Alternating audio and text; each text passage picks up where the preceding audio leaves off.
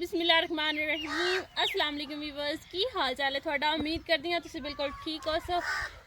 तो मेरा YouTube channel का नाम है नूर फातिमा हैप्पी व्लॉग्स। उसमें सब्सक्राइब करो, लाइक करो तो अच्छे अच्छे प्यारे प्यारे कमेंट्स करो। असी आया लुकाट पट्टन वास्ते पिंड चो अपने डेरे ते हबील अहमद आओ वेखो घर जा रहा आंदा मैं लुकाट चोरी नहीं पटने।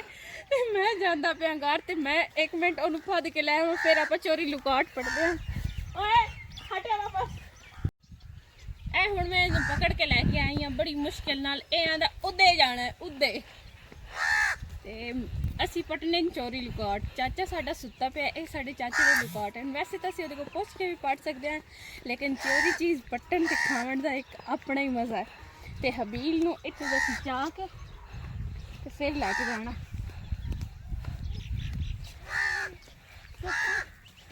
गंदा बच्चा इधर किधर जांदा पिया।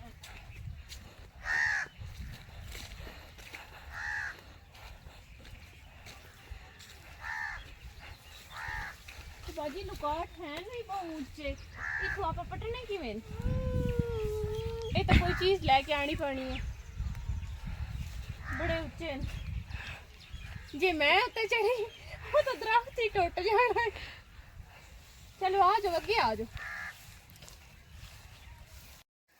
हाँ जी ए लगे हुए साडे आड़ू। ये मैंने नजर आ गया बूटा गंदम दे विच लगा होया है ते मैं क्या ये भी मैं थानू चेक करा देवां। हैन बहुत ज्यादा लगे हुए इसकी गिनती तो नहीं हो सकती लेकिन बहुत ज्यादा जो वड्डे होंदे माशाल्लाह बहुत वड्डे वड्डे होंदे ते मिठे भी बहुत ज्यादा होंदे। वैसे आड़ू दा की फायदा है ते लुकाट दा की फायदा है खावन दे विच इहदा की फायदा है एक कमेंट से लाजमी दस्सिओ। चलो आ जा हमजा हुण असीं जांदे आ लुकाट पट्टन वास्ते ते पटदे होए मैं थानू जरूर चेक करें। हाँ जी भी बस ए वेखो साड़ी गंदम का की हाल होया पिया। सिर्फ साडा डेरा थोड़ा जिहा दूर है इस वजह तो बच्चे जेड़े आंदे ना साड़ी गंदम इतनी ज़्यादा ख़राब कर दी सिर्फ इन्हां लुकाटां दी वजह तो। ए जरा लुकाट वेखो ना कितने ज़्यादा लगे हुए हैं तो सारे बच्चे तोड़ लैन। हमजा थोड़ा ख्याल नाल ए तू डिग जासे जल्दी कर नाले तोड़ के थले सट। मैं तो बड़ी बेचैन हाँ लुकाट खावन वास्ते। ए वेखो हबील है मन गिर गया।